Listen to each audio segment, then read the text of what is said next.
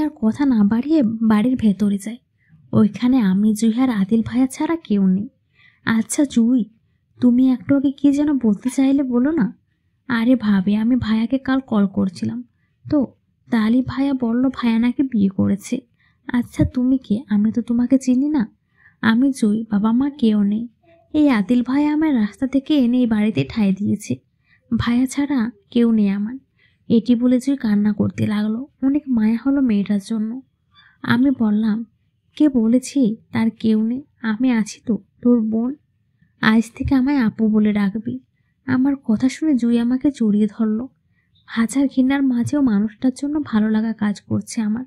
আপু চলো, কিছু খেয়ে নেবে। এখনো কিছু খাও নাই নাকি? আসো, আমি ভাইয়াকে ডেকে নিয়ে আসি। রাতে খাবার খেয়ে আমি আর জুই সব গুছিয়ে নিলাম। যে যার রুমে চলে গেলাম। রুমে এসে দেখি আদিল ভাইয়া রুমে নাই। তাই বারান্দায় চলে গেলাম। কেন জানি আজ গান গাইতে ইচ্ছে করছে। 7-5 না ভেবে নিজের মনকে সায় দিলাম। গান গাইতে শুরু করলাম। আসমানে যাও না রে বন্ধু, সইতে পারবো না। জমিনারে যায় না রে বন্ধু, দৌড়তে পারবো না। তোমার বুকের ভেতর রও না গো বন্ধু, তোমার বুকের ভেতর রও। গান শেষ করে কিছুক্ষণ বারান্দায় দাঁড়িয়ে রুমে এসে দেখি ভাইয়া আমার দিকে তাকিয়ে আছে। আমি কিছু না বলে বালিশ নিয়ে শুয়ে পড়লাম। ভাইয়া বলল, কি রে, তুই আবার কবে থেকে গান শিখলি? আর কখনো বা শুনি নাই। তুমি যাই বলিস, গানটা অযুত দুইয়ে দিলি। আমি রেগে বললাম, আপনার সমস্যা কি? ঘুমাতে দিন আমায়। আর আমি কলেজে ভর্তি হব। ঠিক আছে, সবই ব্যবস্থা হয়ে যাবে।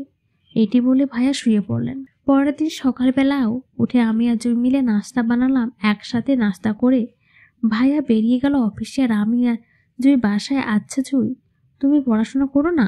হ্যাঁ আপু, করি তো। এইবার ইন্টার সেকেন্ড ইয়ারে। আরে আমিও তো। তাহলে তোমার কলেজে ভর্তি হব। ওকে আপু। আমরা দুপুরে রান্না করে খেয়ে কিছুক্ষণ আড্ডা দিতে পড়তে বসলাম।